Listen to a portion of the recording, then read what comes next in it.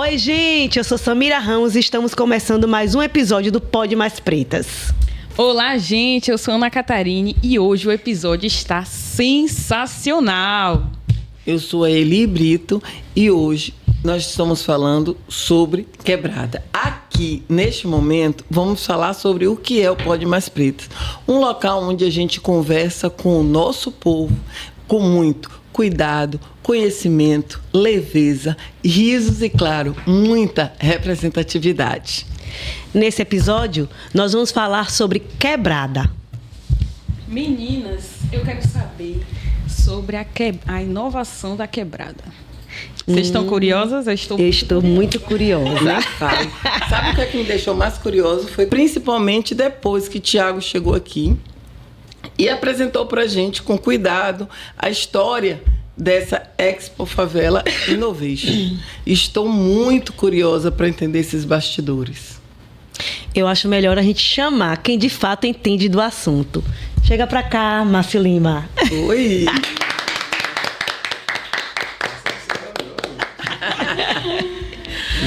Oi, seja bem-vindo à Obrigado. nossa casinha, o nosso cantinho do Pod Mais Pretas, certo? Obrigado. É um prazer ter você aqui com a gente. Prazer meu, todo meu. Muito obrigada por aceitar nosso convite. Agora a gente vai passar para vocês esse currículo maravilhoso de Márcio Lima, tá, gente?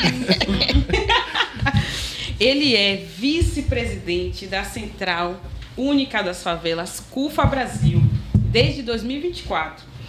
Presidente da CUFA Bahia, desde 2019, executivo social, assistente social especialista em serviço social no sistema sociojurídico, membro também do Conselho Consultivo do Consulado dos Estados Unidos e assistente do projeto da ONG americana, Levantamos the Center for Afro-Brazilian American Corporation, com sede em Washington, D.C. E ele defende veemente que a favela é potência, o impacto que vai além do rótulo de carência. Muito bem-vindo. Obrigado. Parabéns. Perfeito, né? São vocês aqui também. Eu acho que a potência somos todos nós, Agora- principalmente quando estamos juntos, né? É verdade. Bom, a gente vai começar, tá certo? Eu acho que antes de começar, a gente precisa apresentar para Márcio Ah, é a verdade. nossa canequinha como Nossa, brinde, como uma obrigado. forma de agradecimento. Muito viu? obrigado. Olha que massa. Sua presença Que bom. aqui. Obrigado. Essa caneca, Márcia, ela tem uma dincra. Sempre quando a gente vai fazer essa caneca, a gente tem uma importância de trazer uma dincra que represente o nosso convidado. E a dincra que a gente nomeou para você é o EBAN. Aí você lê agora essa partezinha que a gente colocou embaixo com a descrição desse adincra para você.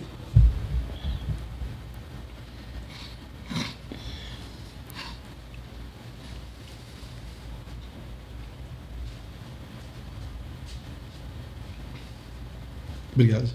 Ah, Porque a gente tá falando sobre isso nos bastidores, né? Sobre. Exatamente. E é quanto é difícil, né, pra gente estar nesse espaço e se manter nesse espaço. Porque é uma luta diária. Se não for possível. Mas vamos fazer essa homenagem ao vivo? Obrigado. Né? Vamos. Então, Márcio, é com muito carinho, né, que o Pod Mais Preto entrega a você essa lembrança para você nunca mais esquecer da gente, tá certo? Exato. E a gente diz o seguinte, que o EBAN, que é o nosso adincra, que te representa, te recorde todos os dias do impacto poderoso que você gera na comunidade. Que você é abrigo e força na estrada da luta social. Não é fácil mesmo, tá? Um construtor de pontes, guardião das comunidades e símbolo vivo da proteção que transforma. Tá bom? Obrigado. Parabéns muito por você ser tudo isso pra gente. Exatamente. Que bom que você gostou, Márcio. Isso aqui não é só o gostar, mas há 24 anos atrás eu recebi uma frase similar. Quando eu estava começando tudo isso, eu comecei em 2001. Em 2001 eu recebi uma frase de uma professora de São Caetano chamada Nina Santos, que não está mais entre nós, e ela falou com outras palavras que estão dizendo hoje, há 24 anos depois. Então o universo só está vindo reafirmar. Cofa, né? Exatamente. A gente O universo volta ao tá nosso só- passado. No momento que eu tive que Reafirmando. desistir, eu tava começando, né? Eu falei, já fiz 24 anos fazendo isso que eu tô fazendo. E mais da metade da minha vida. Aí que chega agora, vocês me dão isso aqui. É pra continuar. É para continuar. Guardião é pra sempre. É para continuar. As pedras vão existir no nosso caminho sempre. O que a gente não pode deixar é que elas nos parem, Obrigado. né? Então não se deixe abater. Obrigado. Nunca. Em momento nenhum, nunca, porque o seu trabalho é muito lindo. Obrigado. Viu? E o mais legal de tudo isso é o reconhecimento, né? Exatamente. Do seu trabalho. A gente sabe, a gente viu a sua história, né? A gente vai contar um pouco agora. Mas a história e o reconhecimento é o mais importante também, a representação que você está trazendo para a gente e para a comunidade. Obrigado. De verdade. Começamos assim. Aqui é coisa mais preta. Eu não conheço um que tenha passado por aqui que não tenha se emocionado com emocionado. essas pretas. É verdade. O último que eu participei, com a temática dos preto mesmo, de fortalecimento, eu me emocionei muito também, sabe? E não sei se é por conta da ancestralidade, nossas dores que a gente carrega. Poucos somos homenageados, somente vivos, né? Verdade. Isso. E quando... É uma responsabilidade muito grande também, né? Porque eu não estou sozinho. Isso. Não estou sozinho, nunca estive sozinho. Nós não estamos Nós não só. estamos. É a povoada. Nós estamos povoadas. Povoadas. Bom, então de verdade, iniciamos, tá certo? Bom, sua história começa, claro, antes da CUFA. Sim. Mas neste episódio, a gente vai fazer uma inversão. A sua história vai ficar para depois. Nós vamos iniciar esse processo querendo entender o nascimento da CUFA, como é que se deu, como é que vocês tiveram essa ideia, de onde surgiu essa ideia. Parece que eu vi que foi na Paraíba, se eu não me engano. Se eu estiver enganada, você me corrige. Foi você? Não, Rio de Janeiro. Ah, Rio de Janeiro. Começou no Rio. Ah. 99. Então Isso tá, mesmo. então desculpa. Então, o que acontece nisso tudo? A CUFA, a gente sabe que está presente em mais de 5 mil favelas, Isso. né? E mais de 60 países.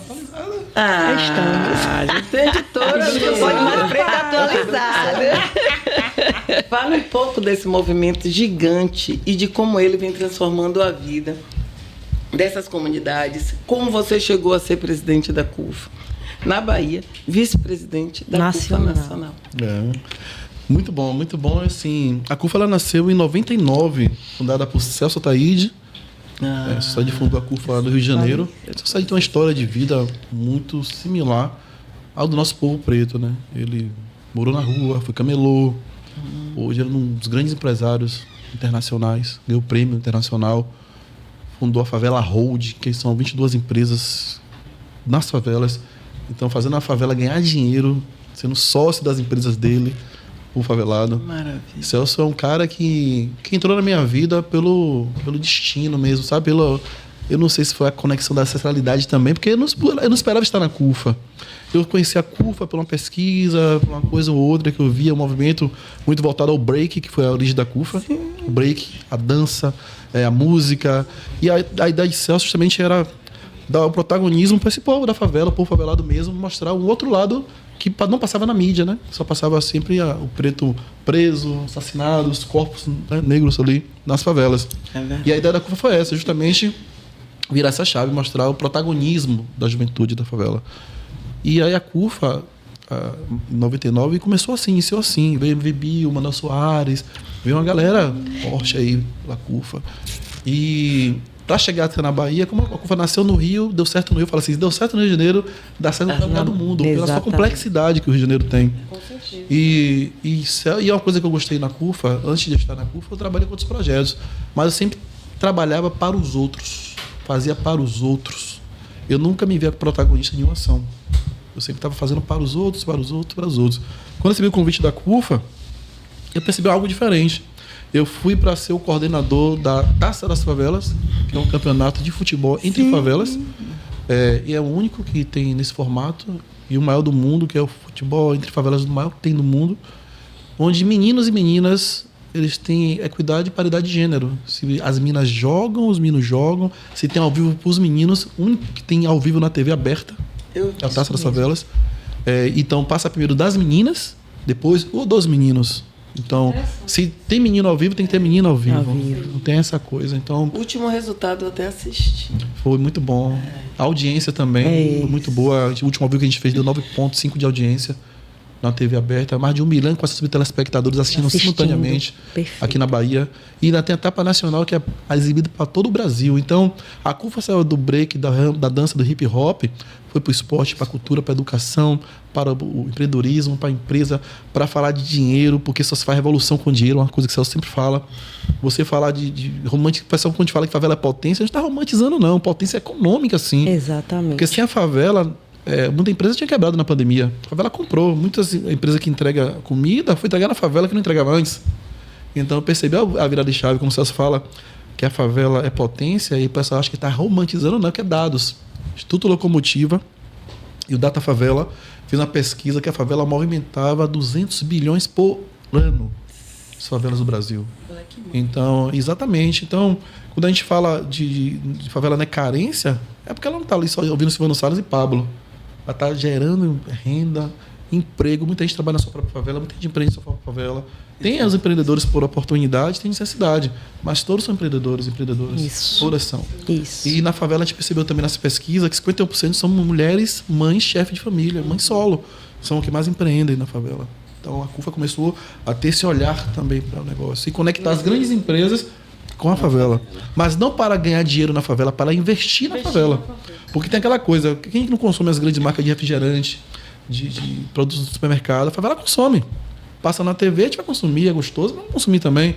Só que a gente só está pagando. Mas como ela devolve isso para o território, para a favela? Então a CUFA foi essa ponte aí da empresa ser investidor da favela. Então, nasceu no Rio, hoje está em todo o território brasileiro. 60 países, como foi dito aqui. Inclusive, hoje, na CUFA Angola, está acontecendo tardezinha. Então, está lá a CUFA Angola, lá acompanhando o Thiaguinho com tardezinha. Que massa! Então, aconteceu no Rio de Janeiro e está acontecendo na Angola. Então, essa conexão é importante. Então, é uma coisa muito bacana, porque nós somos uma grande rede. Eu percebi que em 24 anos de atuação profissional na área social, eu fui ser conhecido com a CUFA. Por quê? Eu deixei de ser aquele que fazia para os outros, estava fazendo por mim e pelos nossos. Virei protagonista das ações. Sim. E uma instituição que é lá do Rio de Janeiro, tem um baiano como vice-nacional e uma paraibana como presidenta. Isso. E aqui antecedeu a paraibana foi um cearense, Preto Zezé. E ela era vice, entendeu? Então, assim... O Nordeste. O Nordeste tem voz na CUFA. O povo preto tem voz. Não é só falar com coitadinhos, não. Tem voz, poder de decisão. Isso foi muito importante, conhecer a CUFA, porque foi a partir da CUFA que eu entendi o que era uma favela, porque eu não sabia nem o que era uma favela. Morando na Bahia, não sabia nem o que era uma favela. Eu achava que favela era tudo, sabe, ou nada. E a CUFA me possibilitou a conhecer o território de favela e como esse território é rico em potências e potencialidades das pessoas também. Perfeito. Só faltou a parte de como é que você chegou a presidente. É isso, verdade. E eu cheguei na CUFA assim, eu estava num projeto lá na Escola Aberta do Calabá, a primeira escola comunitária da Bahia, fazendo uma ação lá, e eu recebi o telefonema, e o Celso David falando, né, perguntando se eu tinha vontade de coordenar esse projeto da Taça das Favelas. E eu falo, mas eu não entendo de futebol, eu sou assistente social, eu trabalho com comunidades, eu falo com saúde na comunidade, trabalho com mobilização e tal. Ele, é isso. Eu falei, como é que é isso? O projeto de futebol, como é que é isso? Ele, não, porque a Taça das Favelas não é mais um projeto de futebol. É um projeto de mobilização social através do esporte. Sim. É um projeto de paridade, equidade de gênero, que envolve vários setores. É um projeto que vai reinserir o jovem na escola, que vai ter isso aqui. Ele começou a me mostrar a importância de ter no projeto. Uhum. E aí eu virei o coordenador da Taça das Favelas e aceitei o projeto em 2019. Você vê que tudo é propósito, tudo é escrito, né? Em 2019. E aí preparamos a apresentação para fazer o ao vivo, tal, aquela coisa toda. 2020 chegou, chamada na TV, a Taça das Favelas. Veio a pandemia. Aí veio um propósito. A pandemia. A pandemia veio, tudo se fechando, acabou a inscrição das favelas em março, ninguém mais falava disso, pode ficar em casa, todo mundo em casa. E aí veio a estratégia da CUFA de pegar as lideranças no Brasil inteiro, fazer um grupo no WhatsApp e orientar como se proteger na favela. Que eu fique em casa era generalizado, mas nem toda casa é igual, nem todo bairro é igual. e a gente tem que fazer um recorte para pessoas que moram em favela. Como é que fica em casa, como é que vai se proteger. E começamos a falar sobre isso. E aí veio o grande saque do destino e da expertise e a visão e leitura de mundo que Celso Ataíde tem. Ele não me conhecia pessoalmente, ele me ouviu e falou que eu era a pessoa para estar ali. E ele não sabia que era ciência social, não sabia que eu tinha uma vivência de comunidades, de lidar com pessoas, de mobilizar. E a pandemia fez isso. E fez ter uma grande escolha também, que eu fiquei calado na pandemia, porque eu tomo um imunossupressor, né? Eu tenho uma artrite reumatoide, então eu tomo uma medicação biológica. Eu sou grupo de risco, tinha que ficar em casa. Eu não falei a ninguém. Eu fui pro front. Fui para dentro da guerra contra o vírus. Proteger pessoas, alimentar pessoas. Eu rodei 160 municípios de carro. Daqui, Paulo Afonso, na Rio de Cássia, Campo Alegre de Luz, quem conhece a Bahia, Teixeira de Freitas. Eu rodei todo esse território de carro ajudando pessoas. E não peguei o vírus. Fiz vários testes, várias coisas, e não peguei. Então, assim... E a partir daí que a gente fortaleceu, conectou mais pessoas, a liderança, formava a liderança na pandemia, falava que era distanciar. Não é distribuir cesta básica, é entregar a cesta básica. Então, eu cheguei na CUFA assim, na missão de vir para a Taça das Favelas, que já foi para a pandemia, e aí veio a chuva no sul da Bahia, e eu fui para lá, para o sul, eu fiquei 2 meses, em Itabuna, a gente levou um programa fantástico para lá, para registrar a situação das pessoas. Formamos uma CUFA local de mulheres da Roça do Povo, que estão fortes até hoje, estão lá, sendo comparadas pela gente. E a presidência, meu amigo? Chega nessa presidência que eu já estou ficando nervosa. Depois disso tudo aí, que veio o convite da seu presidente da CUFA, Bahia, virou presidente da CUFA Bahia, na pandemia. E depois das chuvas no sul, extremo sul da Bahia, eu fui para Roraima, passar uma situação lá também. Isso. E aí eu fui convidado para ser o vice-nacional. Nacional.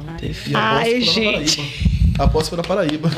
Arrasou. Gente, eu pensei que não ia chegar, mas eu já estava aqui, ó.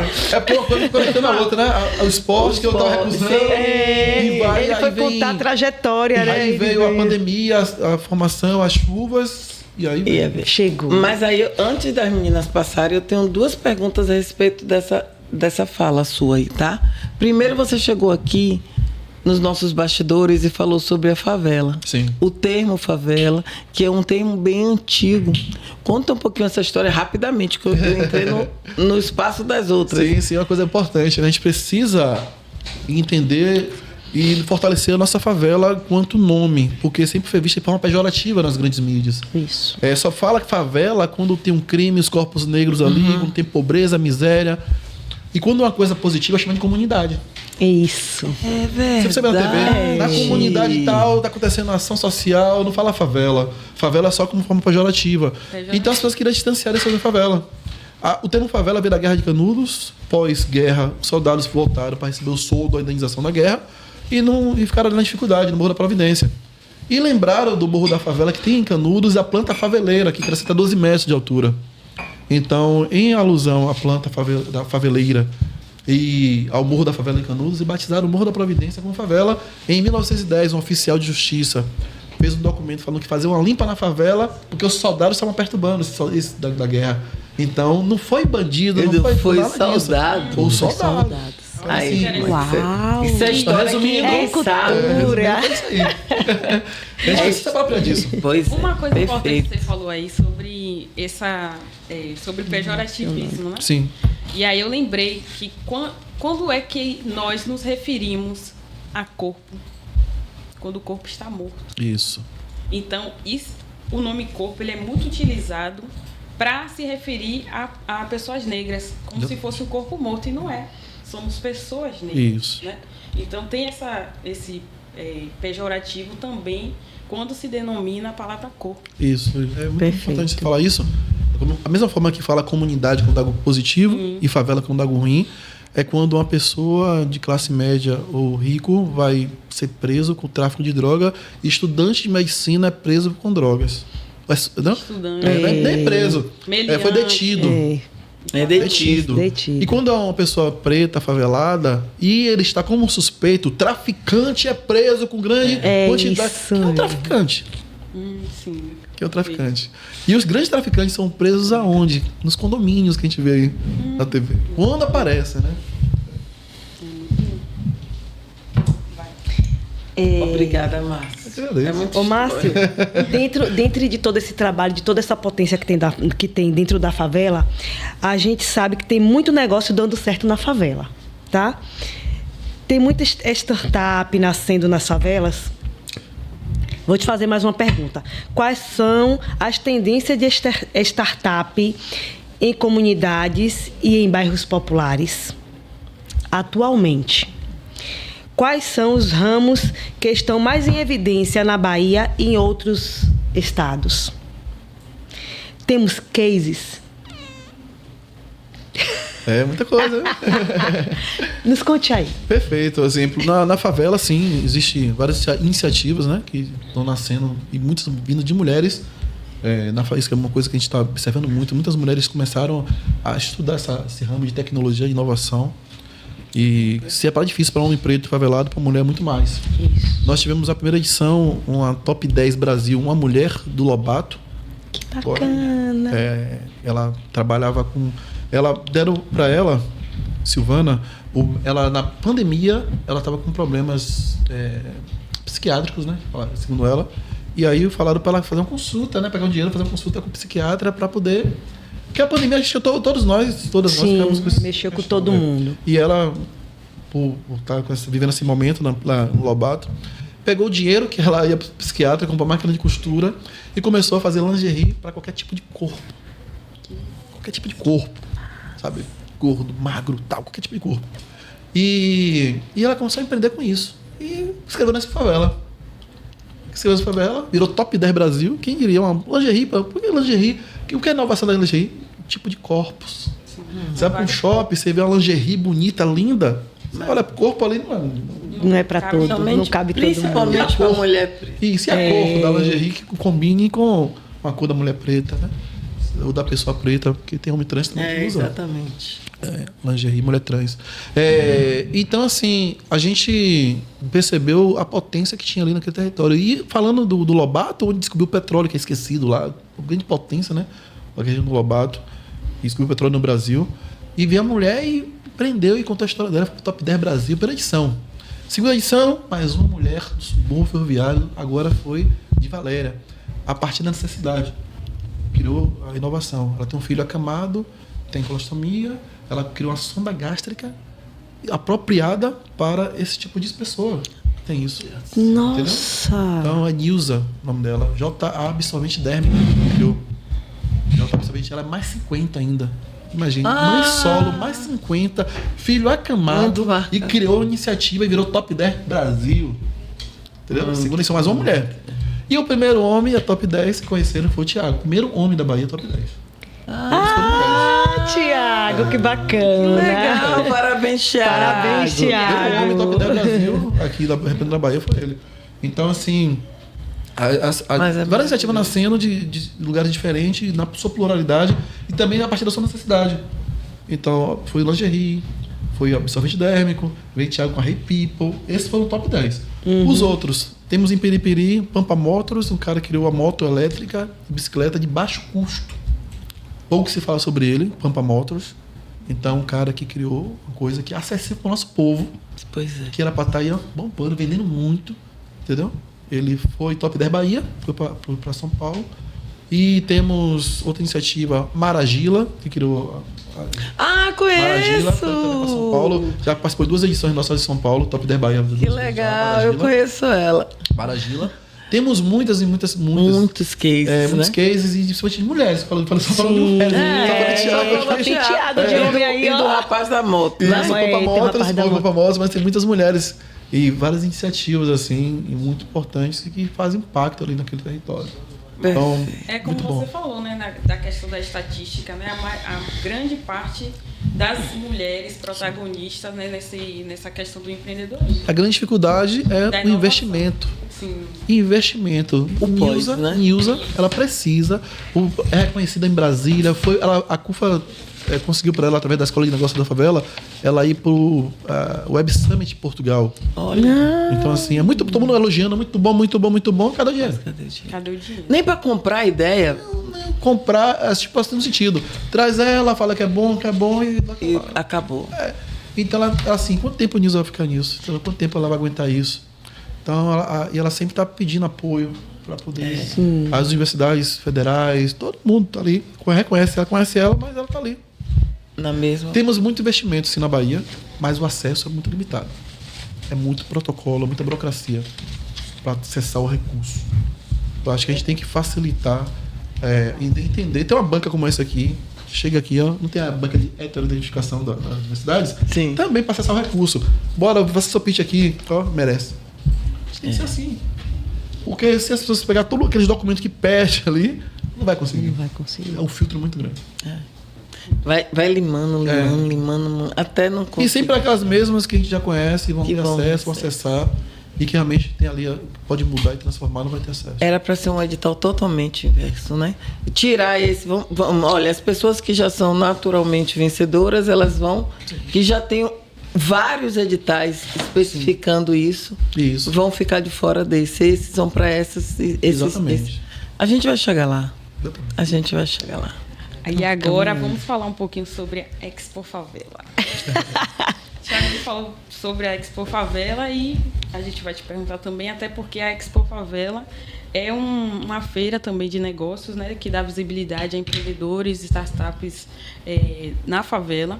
E aí a gente está querendo saber, né, como é que faz para se inscrever, como é que, se é só empreendedores da favela ou somente startups. Também a gente quer saber como é que vai ter esse quente como é que vai ser esse quente na nova edição. E também como se inscrever. A gente está... Perfeito. Para a nossa comunidade. Vamos divulgar para o nosso povo. Tiago garoto propaganda, né? Tiago propaganda. Tiago passou um tempão falando isso aqui. Que é mudança, né? Que eu estou falando do acesso ao recurso. A Expo Favela Innovation, ela teve a primeira edição em 2022 em São Paulo, então foi uma etapa só São Paulo, Brasil. Então a Bahia foi o segundo estado com maior número de empreendedores selecionados. Que massa. E foi uma seleção vinda pela Dom Cabral, Escola de Negócios da Favela. Então, assim, quando eu vi, eu não tive acesso a quem foi selecionado. Quando eu cheguei em São Paulo para ver, eu vi 22 empreendedores startups da Bahia lá. E eu fui contando os outros estados, eu fui atrás de São Paulo. E era em São Paulo, entendeu? Então, assim, para você ver o tanto que é. Passagem aérea, a CUFA, bancou a passagem aérea, alimentação, hospedagem. Diferente de muitas instituições, de muitos eventos, que você é selecionada... Você tem que custear o... Todos os 22 foram lá, tudo pago, tudo direitinho, sabe? Todo um cuidado, todo um acompanhamento pela escola de negócio. Eu não sei fazer pitch, a gente tem essa dificuldade. E a escola de negócio vai preparar você para esse pitch. Tem uns mentores. A gente tem escola de negócio aqui. A escola de negócio ela atua no Brasil inteiro, ela é online. E quando tem esse, cada estado vem presencialmente para fazer acompanhamento até a etapa final da Expo Favela. Então, pós-Expo Favela, continua ainda... É isso que eu pergunto. Continua, porque é importante continuar. Desenvolvendo o empreendedorismo, os comportamentos, isso. O e conectando ainda com os grandes eventos internacionais também. Nacional e internacional, como foram para Portugal. Isso. E para se inscrever na Expo Favela, temos um site, que é a escola de negócios da favela.com.br. Temos o Instagram da Expo Favela, tanto Brasil quanto Bahia, Expo Favela Bahia, na CUFA Bahia também. No meu Instagram, Massa do Projeto, botei bem fácil o nome para não esquecer. Massa do Projeto, porque faz vários projetos, tá? Massa do Projeto. E qualquer pessoa que tem uma ideia apenas, eu tenho uma ideia de montar um podcast que vai trazer investidores, que vai trazer uma pessoa que precisa do investimento, vai dialogar sobre isso. Então, o meu podcast, ele vai conectar o investidor com o empreendedor que precisa. Obrigada pela ideia. Por favor, meninas, vocês anotaram? Claro! Aí, por favor. A banca vai estar aqui, a banca do investidor com o empreendedor que precisa. A gente vai fazer, você vai dar match ou não ali, ó. Então, eu tenho essa ideia, mas eu não tenho nada, eu não tenho equipamento, eu não tenho nada de material, eu só tenho uma ideia e a ideia está pronta. E eu vou escrever minha ideia. Eu vou para essa favela, vou fazer tipo um banner acadêmico da faculdade e vou apresentar o meu podcast, vai ter isso. E com inteligência artificial agora a gente pode fazer até um videozinho mostrando como é que funciona. Bota até a IA ali para falar, se apresentar. Então, aí eu vou levar para essa favela meu computadorzinho na banquinha, meu banner, e vou falar isso, vou dar importância. E a dificuldade, qual é o problema? A dificuldade para acessar o recurso nos editais do poder público. Qual é a solução do meu? Eu já vou trazer o investidor. E vou trazer quem precisa. Então, a solução está ali. Qual é o impacto que vai causar? Já o impacto, estou falando ali já, ó, que vou trazer uma pessoa que precisa do investimento, que mora no território, não tem acesso. Então, e assim, e aí tem outra pergunta. Quantas mulheres participam? Tô olhando para elas. Porque tem isso, tem a questão do gênero, do impacto social. Então não é só o negócio, mas todo aquele ecossistema que o negócio ele envolve. E eu tenho essa ideia, escrevi nessa favela, pronto, fiz meu pitch, já falei aqui como seria. Essa é uma ideia, uma das ideias. E eu tenho um negócio, eu tenho uma empresa, que tem uma mochila, que eu tenho equipamento de audiovisual. Tô voltando tudo pra cá. E aí eu percebo que no meu território as pessoas não podem alugar a pituba na Barra porque precisa de um monte de protocolo, calção, isso aqui. Na favela o calção é a palavra. Isso. E aí eu faço o quê? A mochila. Quer fazer seu evento? Alugue minha mochila, a mochila de mídia, faça seu evento e devolva, pague. Pronto. É mais uma ideia, uma iniciativa, um negócio também. Tô falando de negócio. Aí, mesmo formato. Então assim, a gente pode pensar em startup, em empreender com coisas, sabe? A gente identifica um problema e, em cima daquele problema, a gente vai trazer a solução. Gente, deixa eu compartilhar aqui nem pensando sobre isso. Deixa eu compartilhar aqui uma sensação, porque assim, eu já vinha comentando com vocês, né, sobre a questão de CUFA, do pessoal que faz com que a CUFA aconteça, e eu tinha uma leve noção do que era a CUFA. Hoje você me trouxe uma consciência real do que é a CUFA. A CUFA é muito maior do que o que eu pensava. Né? A gente sabe da potência de vocês que estão por detrás, fazendo esse negócio todo acontecer, mas eu não tinha assim, uma noção de uma força tão real, tão bem afirmada e tão bem estruturada. E assim, eu fico emocionada e orgulhosa de ver esse projeto caminhar com tanta beleza e com tanta força. Parabéns. E a toda a equipe da CUFA aí. O que Celso fala, Celso Taíde, uma coisa que é diferente. Eu sou fã de Celso. Eu não conheço, mas eu sou fã de Celso. É o que ele fala. Só de ouvir falar. Você está com o presidente, né, Márcio? Sabe produzir um evento? Eu falei, não. Chame quem produz. Sabe falar inglês? Não. Chame quem fala. Isso. Diferente das instituições outras que centraliza, a CUFA ela descentraliza, ela agrega. Ela é só grande porque agrega. Isso. Ela só é grande porque agrega. Ela é uma grande rede. Você tem um problema, compartilhe com sua rede. Sim. Perfeito. Você tem um benefício, compartilhe com sua rede. Isso é a CUFA é diferente por isso. Mas eu fiquei pensando assim, isso é muito o propósito do nosso povo, né? De adentrar e ser comunidade. Então, fiquei pensando assim, o quanto o Expo Favela, eu também fiquei nesse sentimento, né? Que a gente sabia, mas não sabia tanto sobre como funcionava de fato. E aí, a partir desse projeto, a comunidade acaba tendo uma possibilidade, porque às vezes a gente tem ideias, tem sugestões, nossa, a gente pode fazer isso, só que os sonhos acabam sendo paralisados porque não tem um pivô ali, um ponto de partida, vamos dizer assim. Então, quando tem esse ponto de partida, você consegue gerar. Nossa, que incrível, eu consigo fazer isso porque eu tenho as redes, né? Tenho as mãos de outras pessoas para estar ajudando. Isso é muito bacana, eu adorei. Sim. Eu amei. E tem outra coisa importante que você falou desse favela, é o que acontece. Quando a gente se inscreve em nosso estado somente, em eventos, a gente tem que pagar o stand.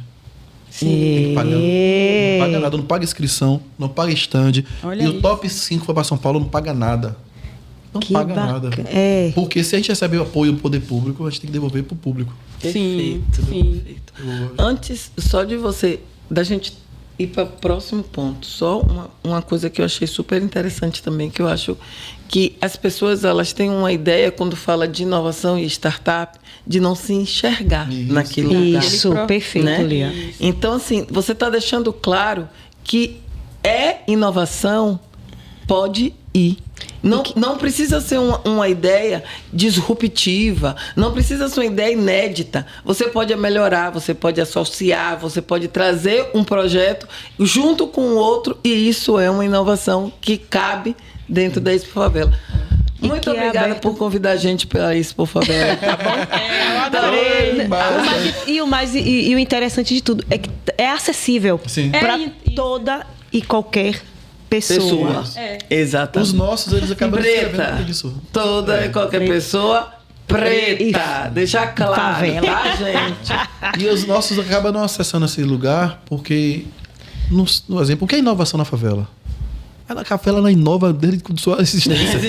Ela é inovadora. Porque você ocupar aquele lugar, você inovou. Isso mesmo. Você sabe que aquele lugar serve para morar, por quê? Porque teve inovação. Entendeu? Porque você tem que fazer. O engenheiro faz o quê? Tem terraplanagem, a fundação. O cara da favela olhou aquilo ali, ó, capinou, do barraco virou um prédio. É isso mesmo. Então a inovação, desde daquele lugar do viver em comunidade, como a gente chama tecnologia ancestral, que é o mais importante. Delícia. A tecnologia ancestral. Meu coração não aguenta. Então, a gente tem que pensar em Pesticídios. alguma coisa, tipo assim, geladinho. Geladinho o quê? Se você descobrir que tem uma embalagem que é biodegradável, tem uma embalagem que não vai... Isso é inovação. Você pega do seu... Então não precisa buscar longe. Eu olhei pra aqui, vi o microfone, vi o podcast e falei de uma produção. Aí a gente vai de outra, da mochila, porque eu vi registrando com a máquina. Então, tá ali. Eu fui pra mães empreendedoras que trabalham com mães... Aí fiz uma ação com mães atípicas, né? Isso. Mães. Aí eu falei, vocês sabiam que você pode montar uma cooperativa chamada Comidas Atípicas? Sim, é verdade. Você olha ali, então eu não tô inventando, você tá ali. É uma fábrica de ideias, né, gente? As ideias vão surgindo a partir das necessidades, né? Isso. E se você for parar para pensar, o nosso povo sempre foi criado através de inovação. Exatamente. Desde nossos cabelos Criativo. afro, que era nosso território, que a gente marcava os mapas para conseguir sobreviver. Tudo isso foi inovação para que a gente conseguisse chegar até hoje. Então isso é... Nosso povo é maravilhoso demais. Dois grandes pontos que você falou aqui e que vai fazer parte da minha pergunta, que é interessante. Uma eu vou falar logo do dela, na verdade. A gente sabe que agora as trançadeiras foram registradas, foram consideradas oficialmente como profissão. Então, isso é perfeito. Parabéns, que começou lá atrás para ajudar a gente a chegar nos quilombos, hoje virou um motivo de comemoração. Fantástico. Sim, né? Parabéns às trançadeiras, né? Parabéns. Olha aqui o cabelo. Por favor, eu vou pedir licença, tá? Pode Já que nós ficar à estamos falando vontade. sobre as trançadeiras, eu quero mandar um abraço e um beijo pra Anne. Parabéns. Anne Santos, que é minha transista. Beijos, querida. Obrigada por estar aí, tá? Né? E eu vou mandar um o melhor abraço. tudo é que a gente usou a palavra trançadeira e é verdade, é transista. Ah, é tá? transista. É transista. Então, Desculpa, boa é correção, transista. tá, gente? Não, você que falou certo. Eu, para não ficar por baixo, vou mostrar uma foto minha que eu tinha cabelo trançado também. Trançado também. Eu tinha cabelo Muito trançado. legal. Isso é uma prova viva, né? Um dia. Vou mandar um beijo Você aqui. tenha? Bacana.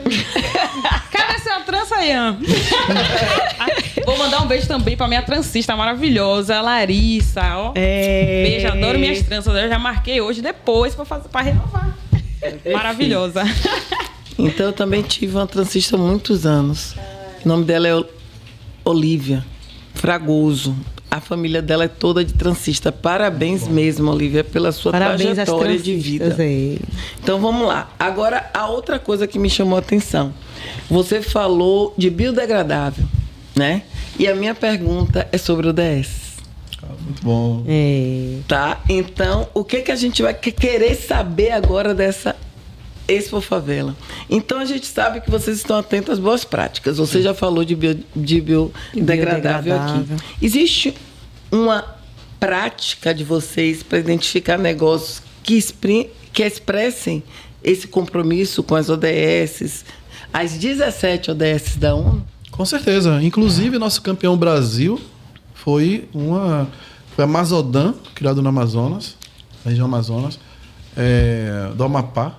Ele criou um tipo de sedimento, né? De cimento, que era sedimentos do rio, para não degradar o rio Amazonas. Gente, que então, ele foi campeão fantástico. Brasil, a Mazodan. Então, ele criou uma iniciativa voltada para um tipo de material para construção civil que não degradasse o rio Amazonas. Então, ele foi o campeão Brasil. Só aí já tirou quem foi o campeão. E também, não só por isso, mas a questão da violência, né, que a gente está falando sobre violência para as mulheres. O anterior, ele criou um aplicativo, um homem criou um aplicativo para denúncia contra as mulheres. Um aplicativo simples de utilizar, de manusear, em nível Brasil. Está rodando o Brasil inteiro, ele jovem. Olha, criou esse aplicativo. Então, as questões de segurança alimentar, dos 17 ODS que a gente está falando assim, a gente chama meio ambiente. Quando a gente fala em meio ambiente, a gente tem que pensar que a favela não pode pegar o preço mais caro. Entendeu? Então, quando tiver essas fortes chuvas, é sempre o favelado que está pagando a conta. E as grandes empresas que exploram, não. Então, a gente não tem que pensar que a favela sempre vai pagar o preço caro. A favela tem que pensar junto com soluções que vão beneficiar o meio ambiente. Eu lembro que, na época, em 94, 95, eu estava na Escola Criativa Lodum, foi aluno de lá. Aí, 5 de junho, no dia do meio ambiente. Aí, eu lembro que no dia 5 de junho... Na década de 90 tinha muita ação. Você ficava na Eco 92. Eu tava lá botando a minha mão no frente do shopping da Bahia, que era Iguatemi, e tal, aquela campanha. Hoje eu passo dia 5 de junho, eu olho na rua, não vejo nada. Nada, não tem mais nenhum. Pouco aparece na internet. Não vejo nada. Então, assim, naquela época não tinha aquela força da internet, não tinha aquela. E tinha várias ações. E eu era criança e eu só tive acesso a entender o que era o meio ambiente a partir de uma ação da Escola Criativa Lodum, na época. Então, eu me conectei a partir dali com o meio ambiente. Foi o meu primeiro contato, enquanto adolescente, com o meio ambiente. E de lá, desse dia para cá, eu me conecto. Tudo que eu faço tem essa relação. Esse cuidado com o meio ambiente. Se eu não tivesse acesso na minha adolescência como criança, eu não teria fazendo isso. E agora eu vejo que muitas crianças não têm acesso. Não. E como é que vai pensar nesse futuro sustentável se as crianças não estão fazendo? E pensar as crianças futuras do Brasil. Eu falo, não tem que ser o futuro, tem que ser o presente. Ela tem que estar participando. É isso, perfeito. Porque se não deixar ela com o presente, ela vai lá, se você jogar esse papelzinho aqui no chão, vai acontecer e mostrar um vídeo pesado. Se vai acontecer isso, o rio vai não dá. A criança, não vou jogar mais não. Tem que ser participar. Perfeito. Vamos de Contel. Márcio, conta pra gente sobre a grande final. O desafio da Expo Favela Innovation Brasil. O evento acontece nos dias 1, 2 e 3 de dezembro, na Expo Centro Norte, em São Paulo. Conta pra gente um pouco sobre essa final. É uma coisa assim, uma virada de chave muito grande, né? Quando a gente fala de favela, e eu lembro da primeira edição, você lembra aquele programa Aprendiz, Beto Justo? Eu nunca imaginei que eu ia pisar no mesmo local daquele programa, que foi no Sheraton WTC, em São Paulo. A primeira edição Brasil da Expo Favela foi lá, no Sheraton WTC. Quando eu olhei aquele shopping, aquele hotel, shopping, um complexo aquilombado, eu falei, cara... E a Expo Favela, a gente não fala assim, é apenas para pessoas pretas, é para pessoas da favela. Da favela. Mas a sua grande maioria é como? Preta. Então não precisa falar mais nada. Quando chegou lá, aquele local, sabe? Pretos falando de negócios... Empoderado. Um cara de chinelo, de camiseta, fechando um contrato de R$1 milhão com uma startup. Eu olhei assim, caramba... Você vê coisas que estavam só naquele programinha que eu assistia, e eu só olhava assim, nem me identificava com aquilo. Era tão distante. E você tá ali participando, sendo parte daquilo ali de negócio, um cara em Lauro de Freitas, aqueles meninos da família Tríplice, que é um pessoal que faz rap, canta, eles têm um estúdio, eles têm marca, eles têm boné, eles têm camisa, e participaram da segunda edição. Depois eles voltaram e fecharam com um clube social. Um contrato. E depois com outros. Então, é uma coisa que eu gosto muito de Celso Taide, que ele fala, você é cantor de rap? Aprenda a produzir, aprenda não sei o quê, aprenda não sei o quê. Então, aprenda a vender, aprenda a falar, aprenda a se comunicar, aprenda que não é só o boné, que não é só isso, não. A gente tem muito mais coisas ali. Então, exatamente. Celso foi empresário de Racionais MC, de MVBio. Celso tem uma história também de muito... Então, assim... Então ele tem várias coisas. Preto Zezé é cantor de rap. Inclusive tá com a música na novela agora Dona de Mim, de Preto Zezé. A nova música também. Ele andar de boné, de hip hop, de óculos e tal. Você vê Preto Zezé hoje, fala sobre vários temas. Sabe? Um cara que tem uma leitura de mundo muito boa. Fala qualquer tema, Zezé, ele fala, escute, ele entende muito, com muita clareza. Uma linguagem que é acessível também, que é importante. Não adianta eu virar doutor, PhD, e meu povo não sabe o que eu estou falando. Exatamente. Então eu tenho que falar a linguagem que o doutor vai entender e que meu povo vai entender também, para saber que é fácil chegar até ali se você se dedicar e acreditar. Então, eu nunca gostei de estudar, sempre gostei de executar. Eu tive que estudar para não ser mais subalterno. Eu tive que estudar para não pedir mais para ninguém assinar por mim. Essa é a visão. Então, assim, não estudei por necessidade. Não foi por oportunidade, por necessidade. Tive que ter a necessidade de estudar. E foi a partir daí que minha vida mudou também. Então, quando eu estou falando em algum lugar, alguma palestra, eu falo uma linguagem que quem me perguntou vai entender e quem está me ouvindo vai entender também. Existe parte daquilo. Então, quando eu desço hoje de um palco, eu fico assustado, porque eu nunca gostei de ter em holoforte, né? Sim. Mas eu fico assustado pela representatividade que as pessoas me dão hoje. Há 2 anos eu assistindo isso de perto. Eu estou numa palestra, eu fui para In The Level Business, que teve recentemente, os empresários. Quando eu desci, o tanto de gente veio falar comigo, foi absurda. Eu fui para Brasília para um evento de saúde, me chamaram. Aí o que aconteceu? Eu desci do palco, mas tinha pessoas do ministério que criou a vacina, só doutores. Eu não era doutor. E quando eu desci, o tanto de pessoas se identificaram com o que eu falei. É absurdo. E eu estava falando sobre isso também, da importância de eu estar nesse espaço. Porque e a responsabilidade também está nesse espaço. É muito grande. Então, assim, eu não estou porque eu estou ali sozinho, estou apresentando um monte de coisa. Basta que eu não queira estar ali, eu não almejei estar ali, mas eu preciso estar naquele lugar. Eu só vou fazer uma pergunta, tá, meninas? É porque é o desafio.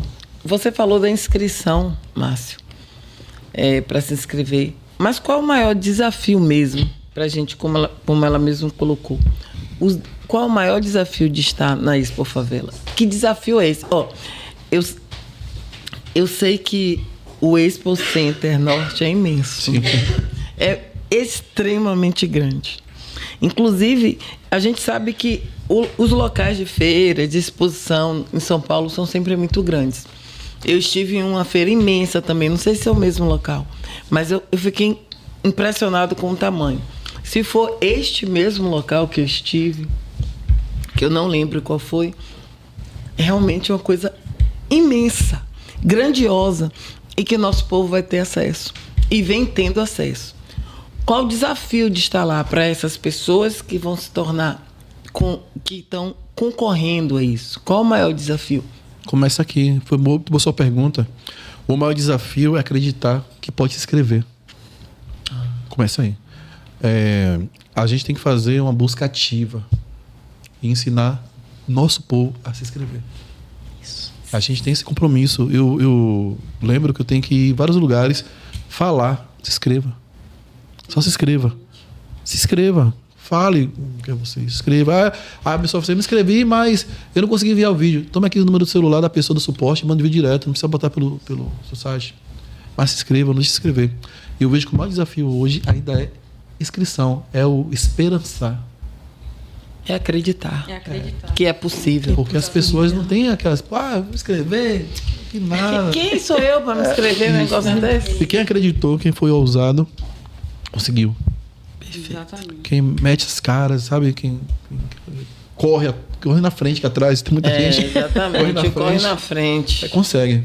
Então, eu lembro, desde os outros projetos que eu trabalhei, que eu participei, o pessoal fala assim, aquela maluquinha, porque a menina, ela chegava aqui, não, ela falava tal, e eu pensava, a maluquinha ganhou. A maluquinha ganhou nos Estados Unidos uma competição de pitch, porque aquela menina mais certinha estava ali falando, contando a história de vida dela, mas só tinha um pitch, um tempo. Aí tá o teatro lotado, ela contando a história de vida dela, pepim, acabou. O negócio não deu tempo. Aí a maluca foi lá e a maluquinha foi campeã. Entendeu? Então, assim, a maluquinha hoje é socióloga, a maluquinha hoje é empresária, a maluquinha hoje fala inglês, a maluquinha, sabe, é uma grande referência hoje. E eu falei assim, que massa, ela veio da roça, veio de Araci também, né? Da região lá. Ela veio da roça, foi adotada aqui em Salvador. E quando eu peguei uma ficha dela, inscrição, eu fiquei assim, nossa, que história de vila bacana. Eu me conectei com a ficha de inscrição dela. Ela ganhou. Que bacana. Porque acreditou. Eu fiquei pensando, Márcio, nessa questão da inscrição. Isso. Aí eu estava pensando justamente sobre isso, de como você ia chegar para começar a se inscrever e ter essa exposição. Aí eu fiquei pensando agora na questão de que é necessário a divulgação. Vamos dizer assim, aí eu fiquei pensando, tem muita gente também que não tem acesso à internet, Isso. Não tem acesso a esses meios. Por que não fazer de uma forma manual? Né? Fazer essa divulgação manual, fazer um caderno, vai se inscrever aqui. Eu fiquei pensando nisso agora. Porque são dados pessoais também que vai entrar no sistema. Cuidado. O que a gente faz? Como é conectado a várias lideranças, a gente explica para o líder como escrever as pessoas. Exatamente. E disponibiliza um celular dele direitinho para a pessoa fazer, passo a passo. A gente consegue dar um boom de inscrição. Por exemplo, esse ano eu percebi que vai ter um número de mães atípicas muito grande, porque eu vou falando sempre com elas. Sim. O quanto elas podem virar essa chave também e não ficar dependendo do BPC, que é R$1.500 e pouco reais, e que não supre a necessidade do filho nem dela. E que se ela vira essa chave aí, ela hoje vai estar contribuindo para o Brasil, não o Brasil contribuindo para ela. Sim. Se ela, sabe? Então, assim, colocar essa mulher, essa pessoa como parte da solução de vários problemas que nós temos, porque ela já enfrenta várias coisas e tem várias ideias. A gente fez um curso de gastronomia lá, foram 300 mães inscritas em Lauro. Bacana. 300 mães inscritas. Então a gente não botou nem na televisão, foi e a necessidade que tem dessas pessoas ter acesso. E toda vez que a gente faz um evento como contrato para mulheres, a gente faz o espaço Kids. Por quê? Elas têm que ir com seus filhos. Ela faz um curso, ela tem com seus filhos. Nunca tem que pensar apenas na pessoa, da mulher apenas. Mas em quem ela vem, ela nunca está sozinha. Não tem com quem deixar. A gente fez um projeto chamado Mulheres de Favela, que era muito lindo. Um apoio que o Sebrae participou também, a Caixa Econômica. A gente fez Mulheres de Favela. E mulheres... A gente criou a Espaço Kids, 2 monitoras que ficavam lá 45 dias cuidando das crianças. E elas fazendo um curso. Era transista, maquiagem, era plano de negócio, marketing digital. Tinha uma diversidade também de curso. A Bahia não só tem um perfil de público, é plural também. Então a gente colocou da tecnologia, a trança, a maquiagem, a unha. Então, o que ela quisesse aprender, estava lá na trilha de negócio. E que tinha perfeito. uma competição que dava R$10.000 para finalista, que era Visa patrocinou. Então, quem entendia do pitch, fazia o pitch até chegar no top 10. Ganhava R$10.000. Gente, que coisa mais linda. Sobre o projeto, seu projeto, né? Porque você é assistente de um projeto na Levantamos, The Center for Afro-Brazilian American Corporation. Very good, your English. Fundada em 2004. Essa entidade ela tem como objetivo desenvolver parcerias entre os americanos, né, e os cidadãos afro-brasileiros, oferecendo esse auxílio tanto financeiro quanto técnico, né, com organizações comunitárias. Como essa ajuda ela chega nas comunidades brasileiras? Fale sobre os principais projetos que estão sendo implementados, por exemplo. Quantos brasileiros já foram beneficiados e de que forma? Perfeito. Boa essa pergunta, porque ela acaba conectando com aquela dificuldade que eu falei do acesso ao recurso que a gente tem aqui. Levantamos, eu me conectei com a instituição em 2007. 2007, majoritariamente, era só mulheres que faziam parte, americanas, dessa instituição. Aí uma amiga minha falou, se inscreve, tá tendo uma chamada ali para Levantamos. Eu falei, que Levantamos? Americano? Você é inglês de pobre, não sei nem falar inglês direito. Ela, não, você consegue, você faz muito intercâmbio, eu recebia muita gente aqui, na época, nos Alagados, um projeto tinha lá. Então, eu tinha facilidade de aprender idioma se eu vivesse um mês com a pessoa. E aí, ela falou, mas você consegue, não consigo nada. Eu peguei e botei o currículo lá. E aí, eu pedi meu currículo e mandei. Assim, eu tive uma sorte também, nunca precisava de procurar emprego. Só me convidavam. O emprego enquanto as pessoas vão até o emprego vem até ele, graças a Deus. Assim, eu tava pensando, nunca coloquei currículo em lugar nenhum para trabalhar. As pessoas me convidavam para trabalhar, pedir meu currículo. E justamente por isso, porque quando você ajuda alguém, o universo joga para você de volta. Exatamente. Entendeu? Eu comecei trabalhando, ajudando. Isso. Eu estou na área social devolvendo. Eu não estou aqui porque eu sou bonzinho. Eu estou devolvendo aquilo que eu tive. Entendeu? Então eu não estou aqui, mas é bom. Não, eu estou devolvendo. Então, é minha obrigação devolver. Então, eu falei com o pessoal, fiz o teste e passei. Era para quê? Para office boy. Office boy, beleza. Aí tá, era entregar o documento, daqui a pouco, uma semana depois, aí virei assistente da pessoa lá. Assistente administrativo. Aí depois, 15 dias depois, virei auxiliar da diretora. Já foi? Que aumentando de cargo a cada... Isso, aí depois passou um mês depois, eu virei aí assistente dos projetos da Levantamos. E hoje o único representante no Brasil da Levantamos sou eu. É você. E inclusive tinha alguns anos, desde o governo Trump passado, que tinha parado as atividades. E aí eu recebi a mensagem sexta-feira para eu abrir um edital aqui para justamente voltar a apoiar iniciativas aqui no Brasil depois de 10 anos. Então são pessoas que, para se inscrever nesse edital, se inscreve, não tem essa burocracia, que eu vou com outra pessoa, não vem até gente. Nós iremos visitar aquilo que eu falei de dica. Não é pegar, ler apenas, tem que olhar. Sim. E a partir dali apoiar essas iniciativas. Apoiou iniciativas desde manicure, desde, sabe, empreendedores pequenos, como o Instituto de Cegos da Bahia foi apoiado pela Levantamos, Cortejo Ave foi pela Levantamos, Steve Big foi pela Levantamos. Então, você falando de pessoas, foram várias. O projeto Pompa, que hoje tem Paulo Rogério, tem Carla Cutirene, foram apoiados por esse projeto da Levantamos também. Que bacana. Então, e pouca gente conhece a Levantamos. O primeiro restaurante africano da Bahia, o Sanconfa. Então, foi apoiado pela Levantamos de levar ela para os Estados Unidos, a Ana Célia, para os Estados Unidos, um projeto chamado de Mulher para Mulher nos negócios. Lembra? Mulher para mulher. Então, mulher para mulher Mas nos é negócios, outro mulher para mulher. Nos negócios. E levamos, foi ela, a Ana Célia, do bairro da Paz, que trabalha com costura, e uma catadora de material reciclado nos Estados Unidos. São 3 mulheres. Então, você pega uma do restaurante, empresária consolidada, uma costureira e uma catadora. E foram fazer uma imersão nos Estados Unidos. Em 2009, eu levei 18 jovens daqui, empreendedores, para os Estados Unidos, e 18 do Rio de Janeiro, com mentores, para a gente fazer uma imersão em empresas nos Estados Unidos, jovens. E qual foi o critério? Aí, quem falava inglês ganhava 1 ponto, quem não falava ganhava 5. Quem tinha ensino superior ganhava 1 ponto. Quem tinha ensino médio ganhava 5. Quem tinha o fundamental ganhava 10. Foi tudo ao contrário. Amei. Isso Deu foi, oportunidade isso foi muito bom para quem Levantamos. nunca teve. Eu não ia com esse intercâmbio também. Assim, eu não ia porque aquela coisa de a gente está distante. Estados Unidos é não sei o quê, aquela coisa toda. Estados Unidos é os Estados Unidos. É um país, sabe? Então tem pessoa e pessoas, como aqui também nós temos. E não está tão diferente de lá. Então, mas nosso povo negro americano, ele está... Quando eu fui, estava 20 anos à frente da gente. Agora ele está 50. Verdade. Quando mexe com uma pessoa preta em qualquer cidade nos Estados Unidos, mexeu com a cidade toda. A gente Aqui vê. morre 10 no final de semana. E ninguém... E a gente dá audiência.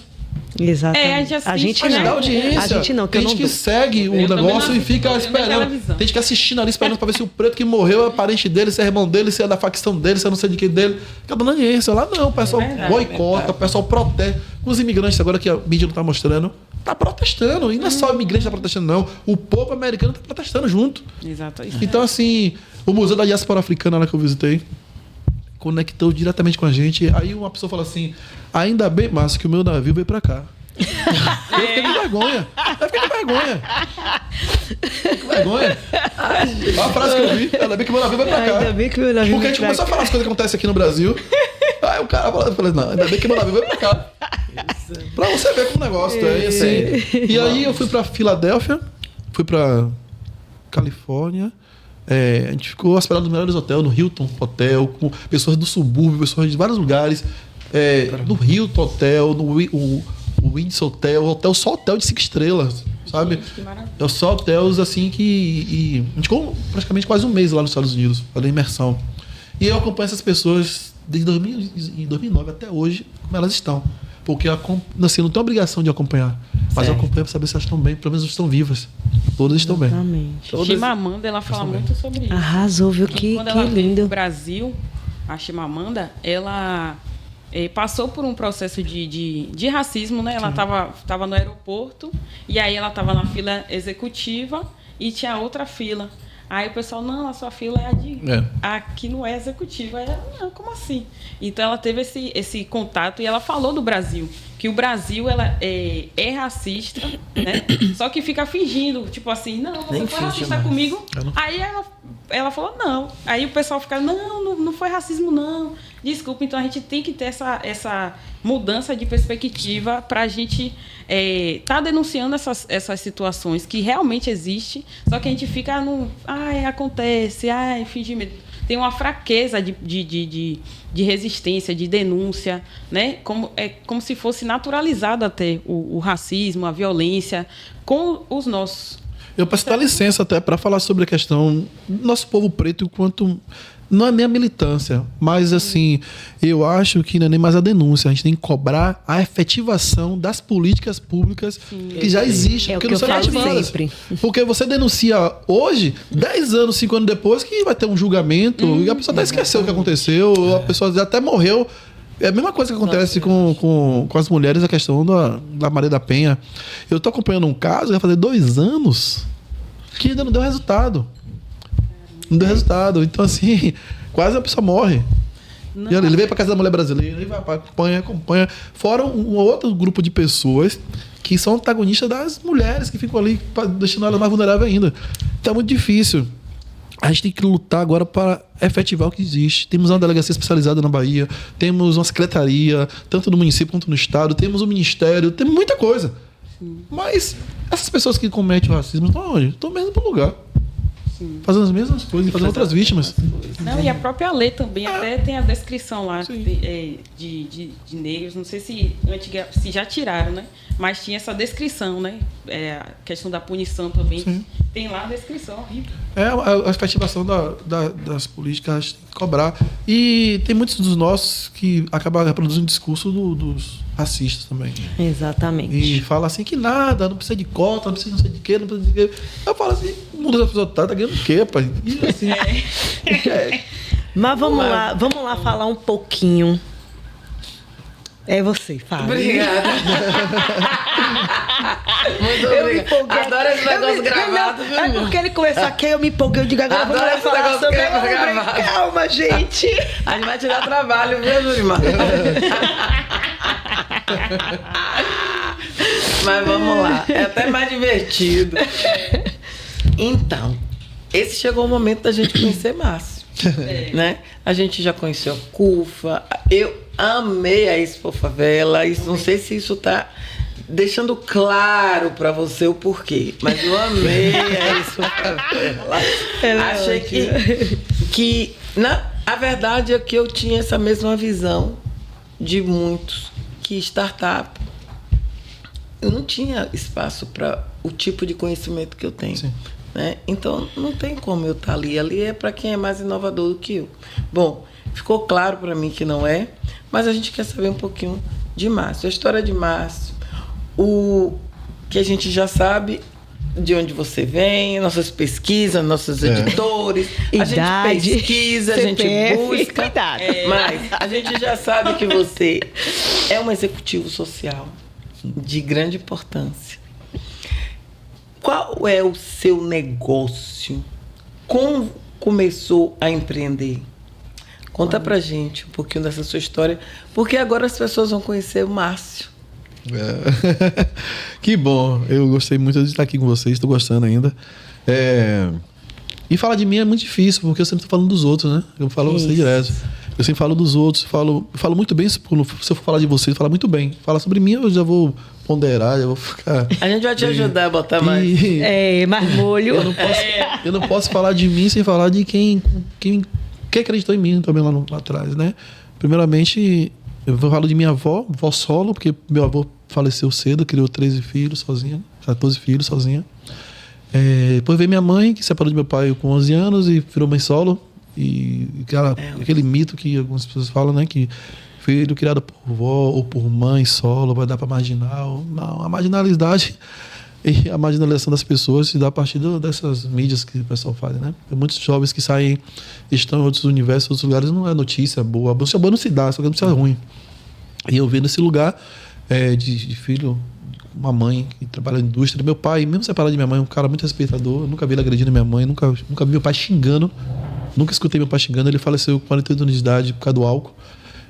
Mas eu tenho muita lembrança de meu pai, por uma pessoa respeitadora, séria. Mesmo separado de minha mãe, ele me visitava com frequência. Mesmo com problema de alcoolismo, ele nunca levantou a mão contra a minha mãe.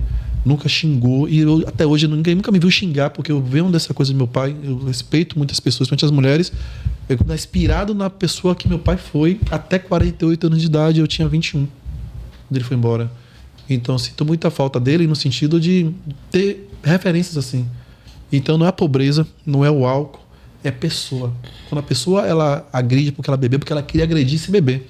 Porque eu tinha dentro de casa um exemplo, minha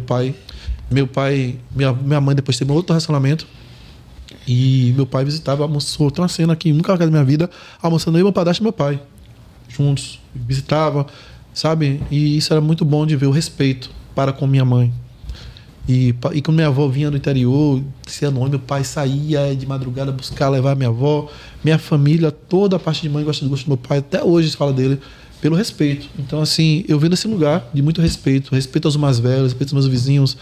E quando minha mãe e meu pai trabalhavam, eles saíam 6 da manhã e voltavam 3 da tarde, indústria. ficava em casa sozinho. Então, assim, se eu saía escondido, o vizinho, vai pra onde, Márcio? Eu voltava. Então, a rua era a extensão de minha casa, aquela coisa ancestral mesmo de comunidade, sabe? De proteger o outro. Hoje, se uma pessoa mais velha reclama com o mais novo, manda para aquele lugar. Então, o desrespeito está muito grande. Então, até os filhos não estão respeitando seus próprios pais. Então, a gente acabou virando muito essa coisa. E não é questão de religião e religiosidade, é questão de respeito mesmo. E mesmo sendo... Morei em barco de madeira, Campina de Pirajá, na Goró. Quem conhece São Caetano sabe onde é Goró, um lugar muito pobre. Até hoje, eu vim desse lugar. Depois do barco de madeira, meu pai e minha mãe foram construindo. Depois minha mãe separou e construiu. Aí com 19 anos, minha mãe me deu uma casa pronta já lá. Minha primeira casa com meu nome no documento da casa. Ela morava embaixo ou em cima, com 19 anos de idade, já queria ter filho casado, aquela coisa. Eu fui que ela só isso, mas era só desejo. Era só desejo. Era só desejo. Porque quando meu pai ele ficou doente muito rápido, faleceu, eu percebi o quanto a vida é um sopro, né? A gente tem que dizer que ama, tem que dizer que gosta, tem que falar muita coisa pra todo mundo o tempo todo. E eu sinto muito essa falta de meu pai até hoje, porque as pessoas eu passei num lugar que a pessoa não me conhecia, me viu, você é filho de Carlinhos, né? Eu falei, por que me conhece? Eu tenho que me reconectar com a filha de meu pai também, essa é uma missão de vida que eu tenho, ele Pedirará. Eu tenho que me reconectar com a família dele, e da parte ali do São Martim tem uma comunidade ali que tem parente dele, não tenho conexão com ninguém, mas eu tenho que voltar. Já falei isso com o Carlos Cruz, que é um modelo que mora ali na região. Ele vai me ajudar a me conectar com o pessoal de lá. Que eu tenho uma pessoa em Irará que vai Passa um copo. A gente convidou o Carlos. Carlos é maravilhoso também. E ele faz o caminho de volta também. Eu falei com ele, cuidado com os boicotes. Falei com ele a mesma coisa. Tem muita gente que a gente coloca ao nosso lado para nos fortalecer, e a gente fortalece, que no momento quer boicotar a gente. Tentaram boicotar ele também, a gente foi lá, já vitei. E eu falei com ele, não falei nomes, foi a mesma pessoa que falou para mim. Ela falou assim, vamos nos fortalecer, somos maioria. Exatamente. Somos maioria. E então, assim, eu vim desse lugar, de morar na Goró, onde muitos ficaram lá na Goró, não saíram de lá. E Goró é por causa da bebida do álcool, que lá chama a comunidade de Profilube, Campina de Pirajá. E Goró batizaram e ficou Goró até hoje por conta do número de bares, de pessoas que ficam no álcool ali. Então, Goró por isso, de Goró, de bebida. Eu vim desse lugar e fui morar em São Caetano, porque para ir da Goró para onde eu queria ir, subir uma ladeira, eu fui morar já em cima da ladeira. E eu passava com minha mãe, falava, um dia eu queria morar aqui. Eu era adolescente, minha mãe... Não quero isso da realidade, né? Moro aqui. E a questão da palavra, né? Que eu falo muito. Hoje eu moro na casa que eu falei quando eu era adolescente. Onde a mulher negou alugar para minha mãe, eu achando que a gente não ia pagar, que era pobre demais. A gente comprou a casa. Mas adoro essas histórias. Depois, não foi nada assim, tipo assim, eu planejei aquilo. O universo que botou. Então, hoje a gente mora nessa casa, comprada, quitada. E vendemos baratinho para que estava lá, outra que era maior do que a gente mora hoje. Mas foi a lei da atração mesmo. Eu queria estar aqui, eu queria fazer isso, Estou. É verdade. Lei da atração. Só faltou o seu negócio. O negócio, por exemplo, eu acho que comecei a empreender com minha mãe. Minha mãe vendeu geladinho, vendeu picolé, dentro de casa. E eu despachava. Então, aquele já era o primeiro passo. Sim. De empreender. Eu sou muito mal para cobrar. Eu não gosto de cobrar. Ou fazer igual a Celso Ataíde. Contrate uma empresa. Isso é verdade, mas isso é verdade, viu? E às vezes a gente não nem encontrar na empresa. Pague alguém que ligue. Tô ligando, você tá devendo. É a mesma coisa. Igualzinho, a empresa. Se a pessoa tá ligando por você pra cobrar alguém, se a pessoa deve 100, dê 10 é que a pessoa tá cobrando. Exato. Você acabou de ver. Contratação. É só pra cobrar. Se você tem alguém que tá te devendo, seja um vizinho, seja um parente, contrate, vou ligar pra ele todos os dias. Pois é, um estranho que eu conheço. Cobrar. Você tá devendo a Márcio, aqui é a empresa que presta serviço pra ele e tal. Tá aqui, eu não gosto. Só que aí eu criei a MJ Produções. Porque Celso tem uma coisa que é muito boa, que é, eu falei da Favela Holding, são 22 empresas. Tem uma de comunicação que é de mini outdoors. E aqui na Bahia eu que faço. Então, tem essa empresa, eu faço mini outdoors, a gente faz para faculdades, para empresa privada, pública. Tem as licitações que a comunidade DO participa e eu executo aqui. Então, eu tenho uma participação nessa empresa, grande, que é do comunidade DO. Então, na Bahia quem faz sou eu aqui. E a gente faz eventos também, alguns eventos. Mas eu não faço, tipo assim, a Expo Favela, eu que sou diretor, eu não trago minha empresa pra fazer nada. Eu dou oportunidade para outras empresas fazerem, entendeu? Então eu nunca fiz nada na Expo Favela, na Taça das Favelas, porque eu estou presente da CUFA. Então eu trago outras empresas, outras pessoas fazendo, não para entrar nem na concorrência de nada. Nem falo, o meu mais barato, não. Eu trago outras, porque eu acredito que hoje também tem essa oportunidade de estar ali nesse spray de que a gente faz. Então, assim, eu tô com a MJ Produções e tem lá desde comunicação visual, publicidade, propaganda, vários canais eu tenho lá. Eu comecei como meio, sou ME. E aí eu incentivo também outras pessoas a estar no ramo, fazendo a mesma coisa também. Então, eu tô nessa parte dessa empresa. Eu tenho desde 2019 que eu fiz essa empresa. O primeiro evento que eu fiz foi um evento chamado Impulsione com Facebook e Instagram para empresários lá na Ribeira. E vou falar em primeira mão para vocês aqui no final uma coisa boa, que eu não falei onde vai ser essa favela, eu não falei para lugar nenhum, ninguém. A gente também vai contar uma coisa para você em primeira mão no final, tá? Já que você faz evento. Já que você faz eventos, vamos buscar as empresas para nos ajudar assim que Celso Ataíde fala. Eu não faço evento, então vamos buscar quem faz. Então, Márcio, você coordenou a operação de ações humanas. Eles pegaram isso aonde? Tanta coisa. Com Favela Yanomami. Sim. Tá? O nome correto aí. Depois a gente apresenta. A previsão é que em breve será inaugurado um hospital. Isso. Não é isso? Que vai atender aquela população indígena em áreas remotas. Em Roraima. Em áreas remotas em Roraima. Já tem a data de inauguração? Muito boa sua pergunta. Vou lá, ainda vou lá. Fale sobre o potencial de realização da CUFA na intermediação com parceiros que financiaram a realização desses equipamentos tão fundamentais para aquela população. Muito boa pergunta, porque assim, pelo lugar que eu vejo falar corretamente todos os nomes, tudo certinho, Favelas Yanomamis, é isso que é importante, porque eu só ouvi falar o nome correto, peço para falar no dia da campanha. Deve lá pra cá, ninguém falou o nome certinho. Falou com a Yanomamis, como foi o posto, a participação da CUFA. A gente levantou... A gente sempre abriu campanhas, né? Tanto na chuva, no sul da Bahia. Eu estive aqui no sul da Bahia, a gente fez campanha. E essa experiência de fazer a logística, como o Celso veio, ele veio ver como estava a situação na Bahia com a equipe lá em São Paulo. Aí eu mostrei no quadro, eu fiz o gabinete de crise em Porto Seguro, porque tinha um aeroporto do lado. Então... Chegou lá, ele viu todas as doações chegaram, tinha na planilha entrada e para onde foram, e quem recebeu. E o vídeo onde chegou. Aí chegou lá. Isso eu fiz, não foi ordem, não foi nada. Foi assim, tem que ser de fato.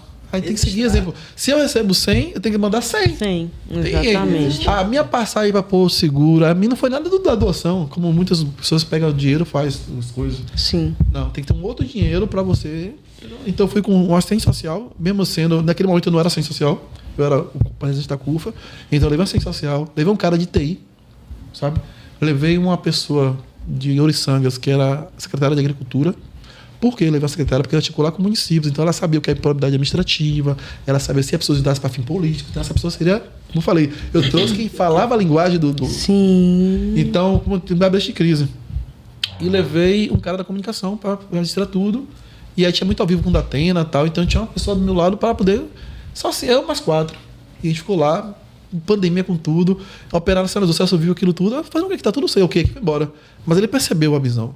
Quando teve essa crise humanitária lá na Mami, eu tava no meu aniversário e Porto Seguro de novo. Eu voltei pro seguro, tipo assim, pós tudo, aí tava na piscina. Vou lá curtir. Aí Joyce perguntou assim, por que você levou essa mala aí? E Marcivan, que tava comigo, a esposa, falou assim, não sei porque eu trouxe essa mala.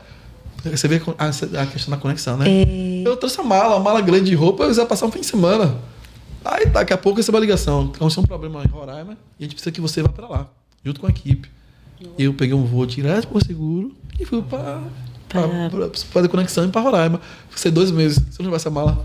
Tá vendo? Por isso que eu levo roupa a mais quando eu vou viajar. lá, a gente... Você é por indecisão, sem saber o que vai usar. Fizemos a campanha da doação. Tudo que chegou em recurso financeiro foi com uma conta e ficou nessa conta. Sim. E tudo que chegou de alimento, eu fiz o quê? Eu tive que alugar o galpão, arrumar a equipe, para descarregar. Tudo que eu aprendi na prática, assim, tive que ir para um outro território. Tinha aquelas fake news que o indígena estava lá fazendo, não era de lá, que era não sei o quê, que era venezuelano. Não.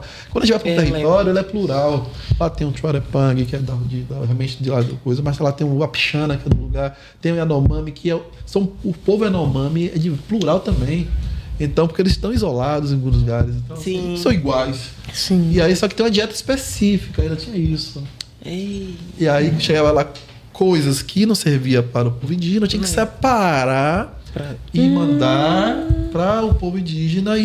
Mas só que o povo indígena Yanomami estava lá na situação, mas tinham os outros que estavam ali também na situação. Então a gente fazia intervenções cá e do outro lado.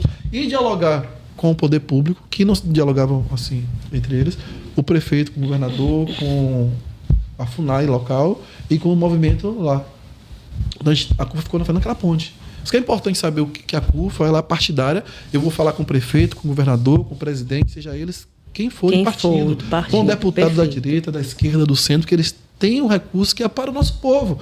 Então você vai me ver com um deputado de vários lugares, um lugar que a gente está discutindo ações com secretários municipais, estaduais e ministros, porque é importante chegar na ponta. Então foi esse o diferencial da CUFA. E aí ficou o grande glória. A construção do posto Surucucu. Eu estive lá em Surucucu, eu fui lá. Antes do Fantástico ir, estava eu, o Celso, Calene, Preto Zezé, a gente foi lá. Pegou um aviãozinho e foi lá, uma pista cheia de buraco lá para pousar, foi uma situação. E Preto Zezé e Celso cobrando sempre. E aí a gente vai fazer quando? E cobrando, a cobrança da CUFA. Porque precisa ter uma autorização do Ministério. A autorização saiu. Então, você viu, passou depois do Fantástico novamente. Sim. O pós, a CUFA e uma ONG de fora estão construindo. Então, assim, agora estão construindo. Depois das iniciativas da sociedade civil. Exatamente. Então, assim, a CUFA, ela acaba assumindo vários compromissos, porque o compromisso é com o povo. Exatamente. É com a favela, é com o povo. E a favela com o Yanomami, que o nosso povo da favela ajudou o povo Yanomami. E pouco se fala sobre isso. Foi o povo da favela que ajudou. Pois é. Então a favela, ela precisa, mas ela também ajuda. Exatamente. Perfeito. Mas e a data de inauguração desse hospital? É porque tem um cronograma lá de execução da obra. Espera o cronograma da obra finalizar para a gente poder ter uma data. Então ainda não tem uma data. Porque como é uma reserva, então ela tem os seus percalços lá ainda, mas está bem avançado. Tem as fotos também. A CUFA Roraima tem lá o Instagram, que a gente fez o Instagram CUFA Roraima. A CUFA Brasil tem algumas coisas. E até consegui pesquisar a favela que é o Yanomami, também tem algumas atualizações de como está a obra. Perfeito. E por falar nisso, né, da favela, eu fiquei pensando aqui, né, que você é de São Caetano, bairro periférico de Salvador. O que foi? Não, é porque eu ainda perguntar sobre os financiamentos, né? Sobre os parceiros que financiaram, que ajudaram a financiar essa obra da construção do hospital. Que foi as instituições. Que está fazendo, por exemplo, o povo da favela, o povo da UFA e o geral. Então foi todo. Essa instituição da alemã. Tá lá. Favela. Muito bom. Sim, e por falar em favela, lembrei aqui que você é de São Caetano. E eu estava querendo saber, né, o que foi que influenciou dentro do seu bairro para que você fosse esse homem da ação social e ainda mundial. Conta pra gente. Você começou me perguntando e respondendo, foi São Caetano. Em São Caetano, exatamente. Eu falei da Goró, não foi? Da Goró. Foi. Então, assim, minha infância toda foi pautada ali. E foi os mais velhos que me ajudaram muito na sabedoria. Fui escoteiro também. Eu estava vendo um vídeo na internet do enterro de Manduce, década de 90. E eu parei para ver assim, um vídeo. Eu estou vendo lá uma pessoa de camisa azul com um lencinho aqui. Era um escoteiro. O escoteiro era muito valorizado naquela época. Bandeirante, né? Movimento de escotismo, bandeirante e desbravadores também, que era era muito valorizado. E os jovens iam passar. Aí uma vizinha que me pediu para minha mãe matricular no movimento de escoteiro, porque tinha muita atividade, que fazia muita coisa. E eu participava dessas caminhadas de Domingo de Ramos. Só que sabe o que eu fazia nessa caminhada? Eu tinha 17 anos, carregava os idosos. Porque idosos passavam mal no calor. Então, E começou a partir do movimento escoteiro, no sentido de querer ajudar mesmo. Tava ali, ó, suado, aí tinha que pegar a maca, botar aqui os idosos, passava mal e carregava idosos. Aquilo era uma alegria de ajudar as pessoas. Quando eu tô vendo esse vídeo de Irmã Dulce, eu tô vendo o escoteiro lá, organizando a fila dos fiéis para ver o caixão de Irmã Dulce. A valorização do movimento escoteiro que tinha, do desfile 2 de julho, o escoteiro tá ali. E aí, quando eu fui para São Caetano, eu queria estudar na escola pública, falei com minha mãe na época. Minha mãe era bolsista, né? Até ensino fundamental, bolsista. E aí minha mãe, a escola falou que eu ia ser o maior exemplo para a escola, viu? A escola particular de São Caetano, pertinho do colega mora ali. A escola... Antes de você entrar? Tá aí. Não, eu entrei, mas só tinha 3 negros na escola, eu e mais 2. Particular, não é novidade. 2, mais influência pra escola. Eu falei isso quando eu ganhei medalha Tomé de Souza, eu falei isso no discurso, eu guardei isso. Minha mãe me contou superficialmente, mas ela não sabia o peso que tinha aquilo, né? Eu sabia. Então, no momento oportuno, na Câmara dos Vereadores, eu falei, não falei o nome da escola, eu tenho uma farda da escola até hoje, guardada no meu guarda-roupa. E ela tem um arrependimento até hoje. Então, eu guardei essa farda. Acho que ela nem sabe que sou eu mesmo. Agora ela tá sabendo. E falou que ia ser mais exemplo para a escola. E hoje, meu maior legado foi nas escolas. Eu comecei meu trabalho social em São Caetano através de uma professora chamada Edna Santos, que falecida. Ela, de São Caetano. E eu fui voluntário na escola. E de voluntário na escola, ela olhou e falou assim: você vai coordenar esse projeto. Eu falei: como coordenar esse projeto? Eu não nem trabalhei em lugar nenhum, eu queria ir. Porque assim, aquela coisa do emprego, eu falei. Eu havia muitos amigos buscando emprego, mas não tinha experiência. Eu já tinha 19 anos. Eu falava assim: caramba, como é que eu vou ter experiência se eu não tenho oportunidade? Isso nos anos 2000, no início dos anos 2000. Eu falei: como é que eu vou fazer isso? Era de 99 para 2000. Aí você é voluntário na escola. Eu aprendi um pouquinho de coisa lá na escola.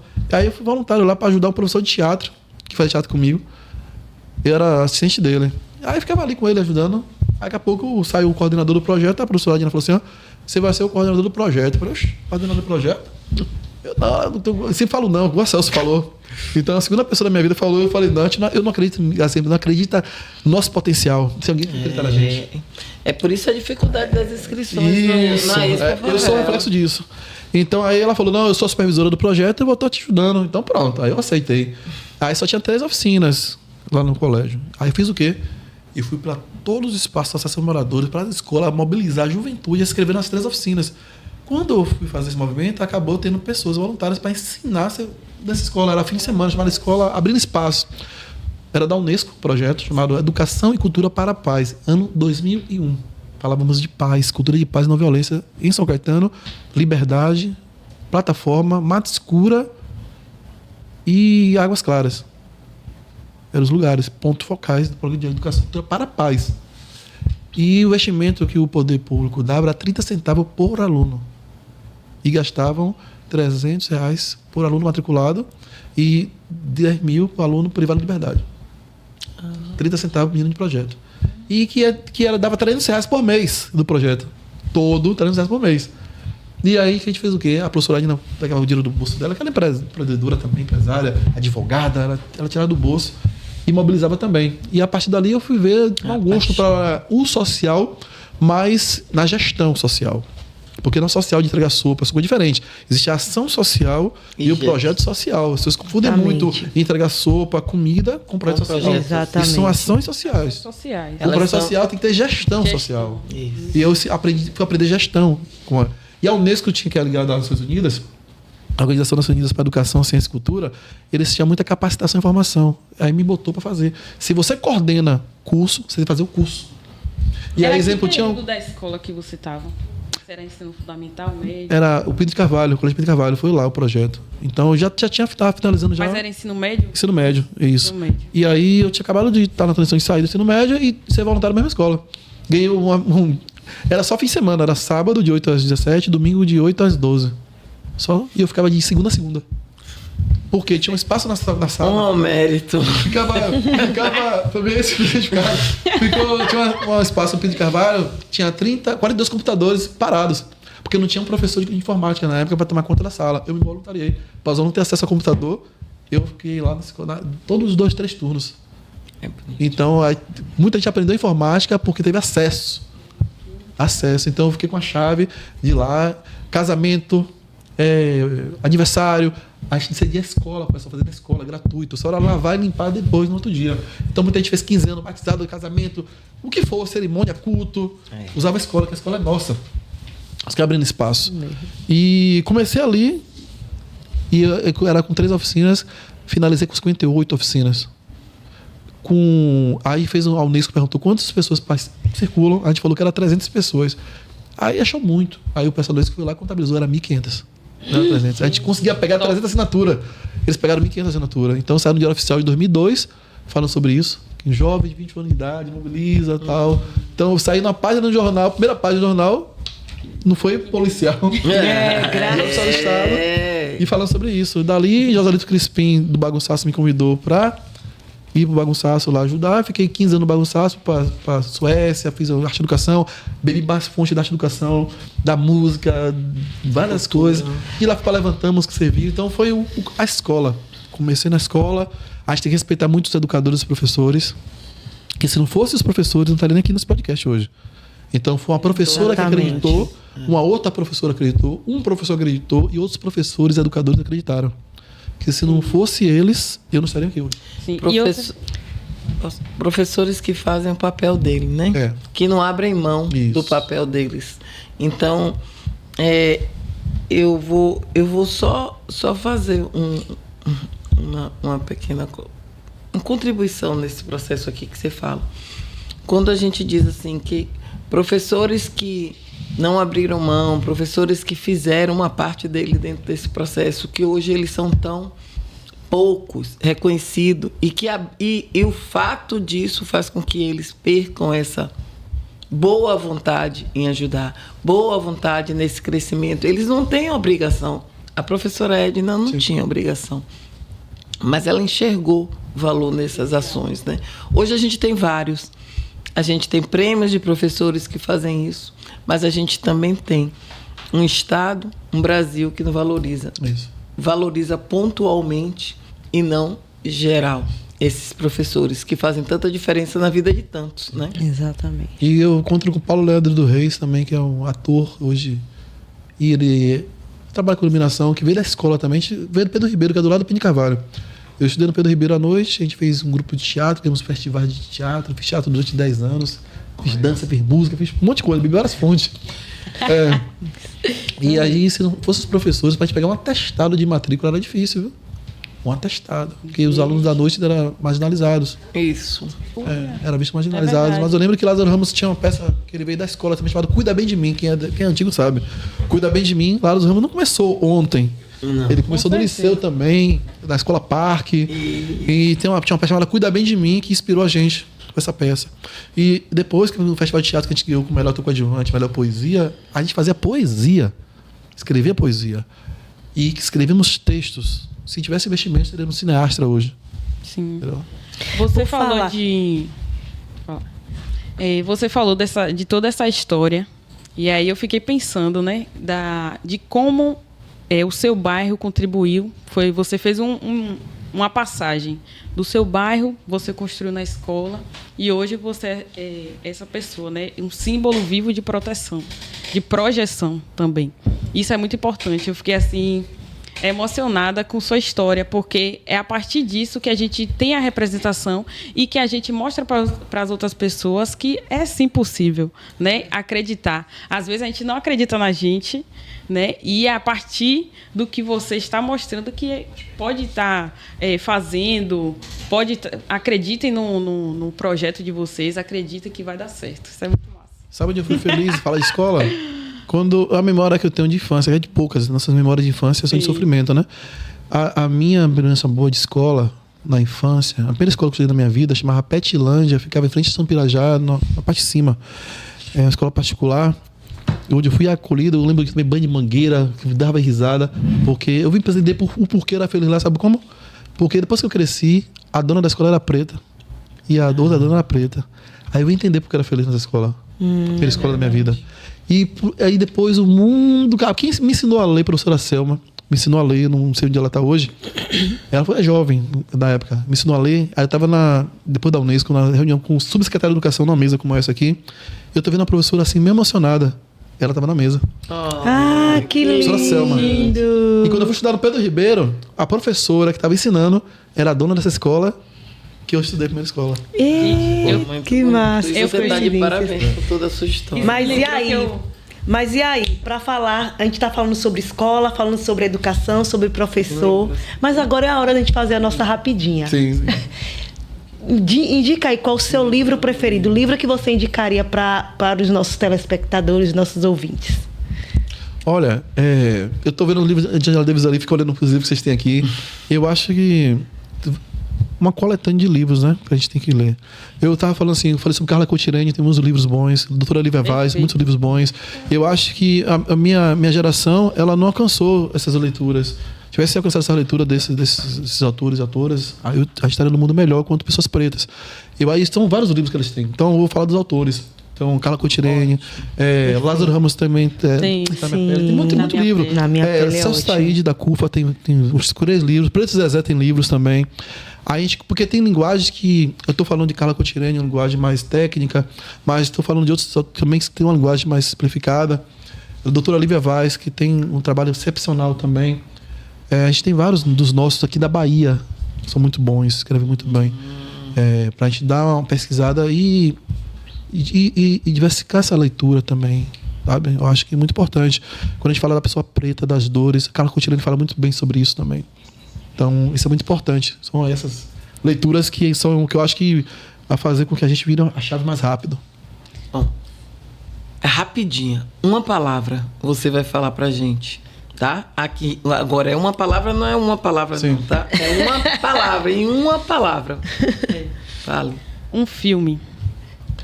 Um filme, Amistade, mas marcou muito comigo. Uma palavra. Agora é uma palavra. Uma palavra? Superação. Um sonho. De não precisar mais ter ONG para ajudar ninguém. Porque quanto mais ONGs tem, mais problemas. Mais mostra os problemas que nós temos, exatamente. Uma pessoa que te inspira. A cada dia, pessoas novas. Hoje são vocês. Cada dia, porque... Não foi combinado. Eu sempre cheguei aqui com algumas dores que eu compartilhei com vocês nos bastidores, né? Uhum. E a gente fica pensando sempre em, poxa, não continuo. Aí eu vejo a frase no copo e vocês me inspiraram hoje, entendeu? Porque não é fácil, nunca foi fácil pra ninguém. Mas tô falando se manter. Você tem uma guerra, até a pior guerra com quem tá do seu lado. Exatamente. Não é com os outros, é quem tá aqui perto. É você provar que você é bom todo dia. É provar que você é honesto todo dia. Mas pra quem te conhece, não pra quem não conhece. Porque quem não me conhece não precisa provar nada, não. E pra fechar o nosso podcast... Uma música. É uma música. Você veio de teatro, você dançava, fica fácil. Joga bola. MV Bill tem uma música que eu de vez em quando eu vejo muito. Tô sentindo. Sabe o que acontece? Eu quero MV Bill aqui.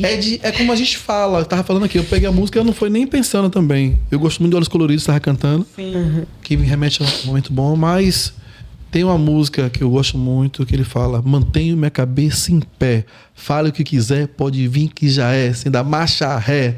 Sabe? Só Deus pode me julgar, por isso eu vou na fé. Muito bom. Baseado no que a gente conversou. Exatamente. Márcio, a gente tem uma lembrancinha pra você. Ora. Me dá essa lembrança pra falar. Essa planta, né, é a fortuna. Eu falo sempre com as meninas, né, que o que acontece com a planta? Ela tem essa parte de cima, mas ela tem as raízes. E são muitas raízes. E você é essa planta, essa fortuna. Porque aqui embaixo você está transformando várias raízes. E esse presente é para você. Obrigado. Que traga de fato muita fortuna para sua vida, prosperidade. Eu sempre gostei de dar flores, sabe? Assim, não rosas, flores. E quando eu tô recebendo hoje, que eu sempre dei. E não é dar flores para questão de namoro, não. Mas dar flores para receber as pessoas sempre com flores, no sentido de... Eu lembro que a mãe de um amigo meu, ela me tratava muito bem. Ela morava em Minas Gerais. Eu não tinha condições de comprar, eu não lembro como eu conseguia comprar. Todas as vezes que eu via ela na rodoviária, eu recebia ela com flores. Porque ela vinha de sofrimento muito grande e eu não entendia o sofrimento dela. Não entendia. Entendi depois de grande, assim, depois de adulto. E eu sempre recebia ela com flores, parece que era uma coisa que me chamava para comprar flores para receber ela.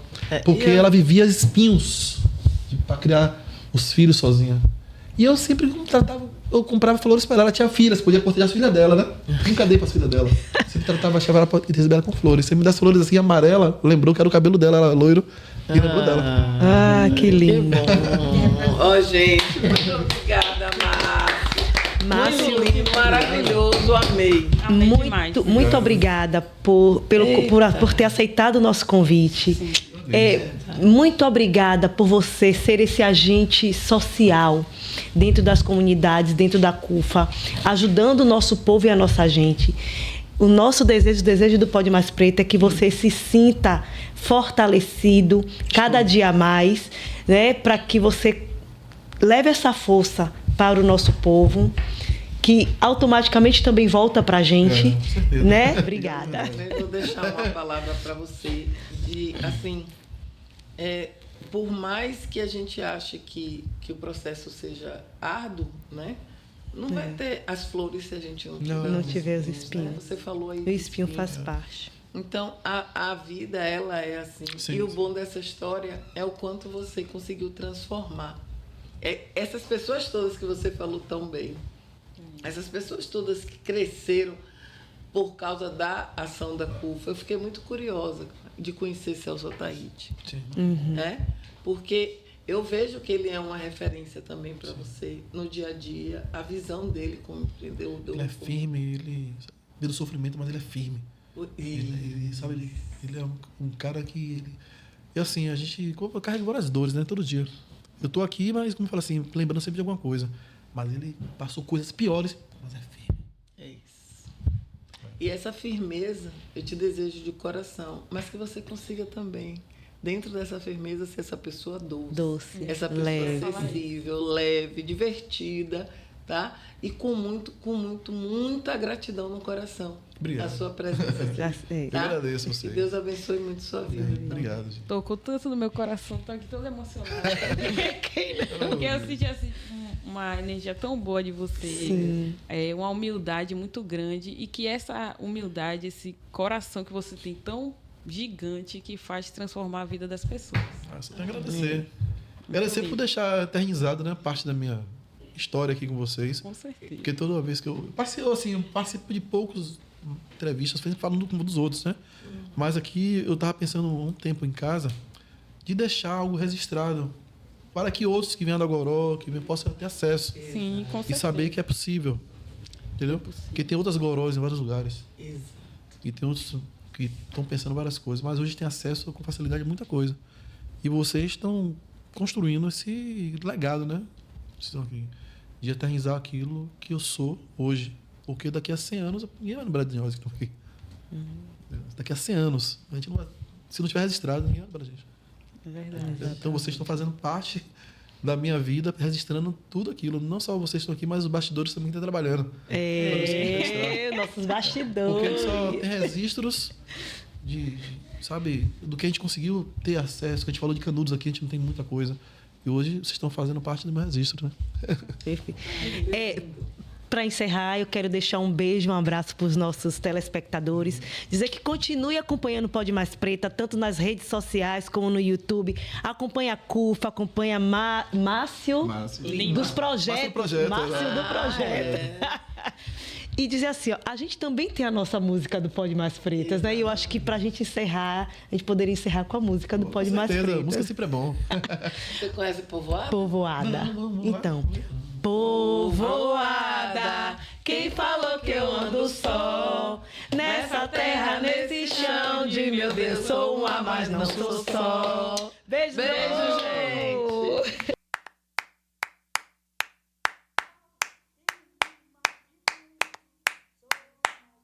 E Povoada é um nome curioso, né? Porque a gente sempre fala de povoada em relação à terra, né? terra é povoada, mas eu também sou terra. A gente também é terra que povoa. Deus te ajude.